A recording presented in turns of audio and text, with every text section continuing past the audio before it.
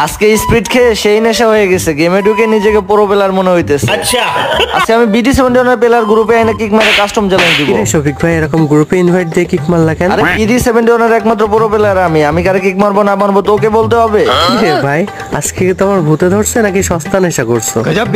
আর ভাই আমি নেশা করবো কেন? আমি তো সত্যি BD71 একমাত্র প্রো প্লেয়ার। তোরা দুজন কেমন লোকে কাস্টম খেলবি 1v2?